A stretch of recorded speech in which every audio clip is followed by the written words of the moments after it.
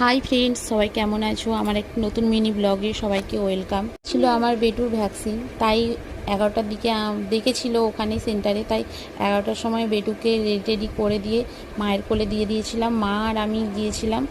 এটা ছিল ওর 2.5 মাসের ভ্যাকসিন। তো প্রতিবারে মা আর আমি যাই, আর আমাদের এখান থেকে সেন্টারটা খুব একটা দূরে না, ওই টোটোতে লাগে 10-15 মিনিট মতো। এই যে দুধারে দেখতে পাচ্ছিলে এই জলগুলো, এগুলো আসলে আমাদের এখানকার মাঠগুলোকে মানে সব ঝিল করে নিয়েছে। তো ঝিলগুলো দেখতে খুব ভালো লাগে, বিশেষ করে যখন হাওয়া দেয়, মানে এত ভালো লাগে, পুরো দীঘা দীঘা ফিল হয়। যাই হোক, আমরা ওখানে সেন্টারে চলে গেছিলাম। সেন্টারটা হয়েছিল একটা প্রাইমারি স্কুলে। তো তখন আমরা যখন যাই, সেখানে প্রার্থনা চলছিল। প্রার্থনা টার্থনা সব হয়ে যেতে আমরা ভেতরে যাই। সেখানে ফাঁকাই ছিল, কেউ বেশি কেউ ছিল না, একজন মতো ছিল। আর আমরা প্রথমে ওই সিগনেচার করি, একটা খাতা সিগনেচার করার পর ওয়েট মেশিনে ওয়েট হই। তারপরে দিদিমণি বলল যে চলে আসো, তোমাদের হয়ে যাবে।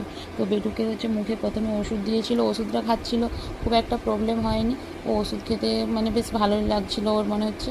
তারপর দিদিমণি বলছিল যে তোমাদের এরপরে 11ই সেপ্টেম্বরের পরে ওই 3 মাস না 3.5 মাসেরটা নিতে। তো আমরা তো কালকে বাড়ি চলে যাব, তাই ভাবছিলাম যে এর পরেরটা তাহলে ওখানেই নিতে হবে।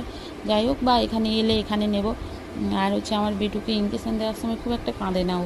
এবারে তবু একটু কেঁদেছিল, কিন্তু আগে মানে প্রথম যখন নার্সিংহোমে ওকে ইঞ্জেকশান দিত, তখন ও একটু কাঁদতো, ঘুমিয়ে যেত, বা কোনোবারে কাঁদতো না। তো এবারে একটু দেওয়ার পরে একটু কাঁদছিল না, মা বলছিল একটু আস্তে করে দিতে। যাই হোক, ওরা তো খুব আস্তে করেই দিয়েছিল। তারপরে ওখানে ইঞ্জেকশান দেওয়াটা হয়ে যেতে আমরা ব্যাক করেছিলাম। আজকে খুব একটা বৃষ্টি হয়নি, হালকা হালকা পড়ছিল।